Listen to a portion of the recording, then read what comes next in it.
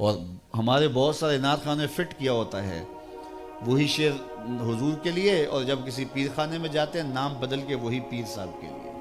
پیر صاحب بھی مست بن کے کگو بن کے بیٹھے رہتے، جانتے ہوتے ہیں یہ نعت کا شعر ہے۔ اور تو کون ہے؟ تیری ساری عزتیں حضور کے قدموں سے لگی ہوئی دھول کے برابر بھی نہیں۔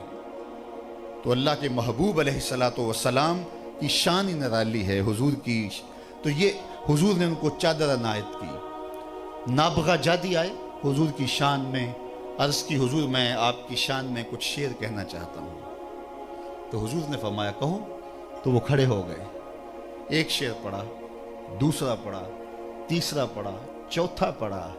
اچھا ایسا رنگ جمع اور ایسا فہم کھلا ان کا، حضور سامنے ہوں تو شاعریاں تو خود بخود ترتیب پاتی ہیں۔ یہ آپ نے شعر ابھی بھی سنا اور آپ سنتے رہتے ہیں، بچے بچے کو یاد ہے۔ یہ فی البدی شعر کہا تھا جب حضور کو دیکھا نا وداع کی کالی پہاڑیوں سے حضور کو اترتے ہوئے، رنگ کی پہاڑیاں اور حضور کا چمکتا ہوا چہرہ، تو بے ساختہ انہوں نے کہا تھا طلع البدر علینا، وہ دیکھو چاند چڑھ گیا۔ تو یہ کو پہلے بنا کے رکھا ہوا شعر نہیں تھا، یہ بے ساختہ شاعری تھی۔ طلع البدر علینا، وہ دیکھو چاند طلوع ہو گیا، یعنی سیاہ پہاڑیوں کے دامن سے حضور کا ورود ہونا۔ تو پھر اور ہی رنگ ہوتا ہے نا، کالے رنگ کی بکل ایک دن حضور نے زیب تن کی، اور کالے رنگ کی بکل جو ہے وہ حضور نے کالے رنگ کی چادر کی بکل کی نا، اور پھر ام المومنین سامنے تھی، تو حضور نے فرمایا کیفا ترینی یا عائشہ، عائشہ بتاؤ کیسا لگ رہا ہو۔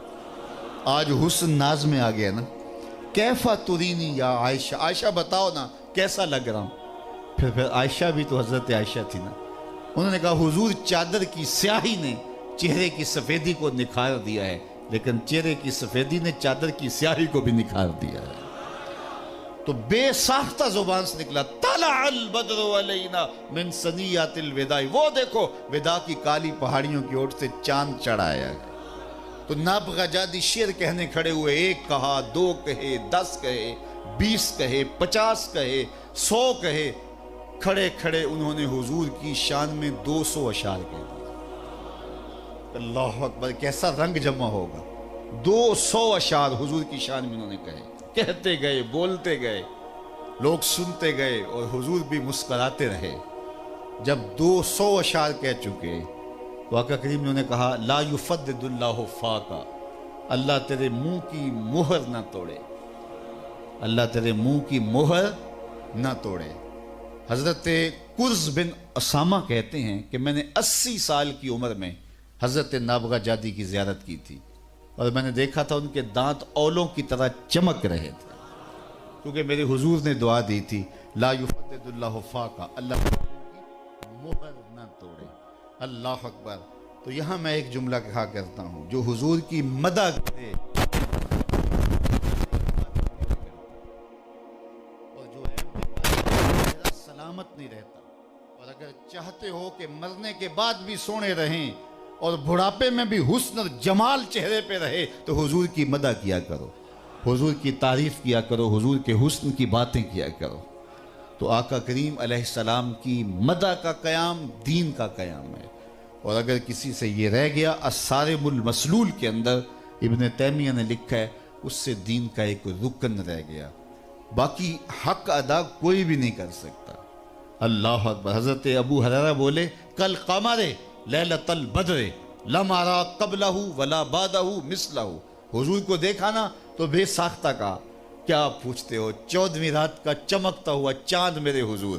پھر کہا نہیں نہیں نہیں نہیں نہیں، حضور جیسا نہ پہلے دیکھا نہ بعد میں دیکھا، لم ارى قبلہ ولا بعدہ۔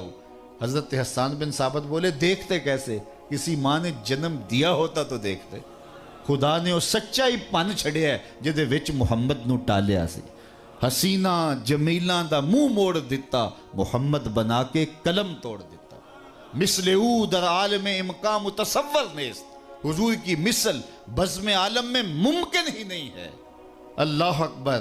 حضور سا ممکن ہی نہیں ہے۔ ایک زمانے میں جب مسئلہ چلا اور کسی نے کہا اللہ معاف فرمائے، جہاں سے بر صغیر میں فرقہ واریت کا آغاز ہوا، سب سے پہلی بات جس سے بر صغیر میں فرقہ واریت کا آغاز ہوا، میں نے کتاب لکھی ہے اس عنوان سے ابھی چھپ کے مارکیٹ میں نہیں آئی، بر صغیر پاک و ہند میں گروہ بندی کے اسباب۔ تو سب سے پہلے اسر ابن عباس کے حوالے سے یہ ایک بحث چلی اور یہ بات کہی گئی کہ وہ اتنا قادر اور کریم ہے کہ چاہے تو آنے واحد میں کروڑوں محمد بنا ڈالے۔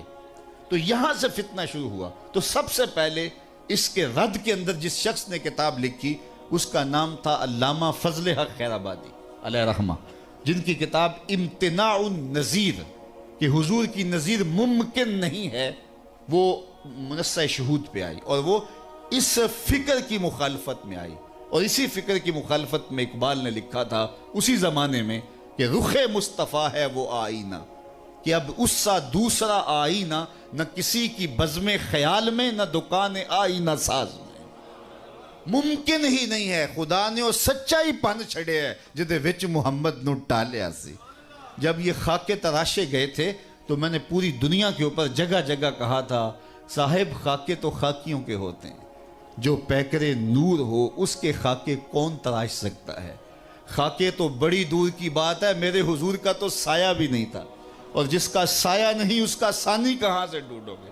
مثل او در عالم امکان متصور نیز، ممکن ہی نہیں ہے رب نے وہ پیکر تراشا، اللہ اکبر، اور سایہ بھی نہ رکھا۔ اور یہاں شیخ احمد نے قلم توڑ دیا۔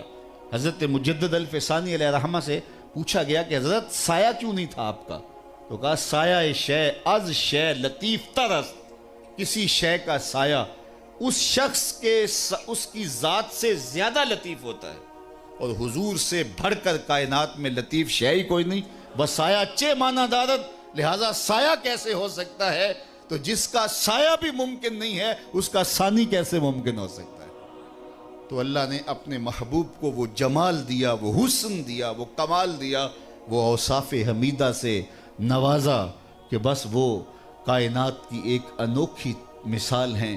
اور کائنات میں اللہ کے جمال کا عکس اگر دیکھنا ہو تو وہ مصطفیٰ کی ذات، سر سے لے کر پاؤں تک تنویر ہی تنویر ہے، جیسے منہ سے بولتا قرآن وہ تفسیر ہے، سوچتی ہے دنیا مصطفیٰ کو دیکھ کر وہ مصور کیسا ہوگا جس کی یہ تصویر۔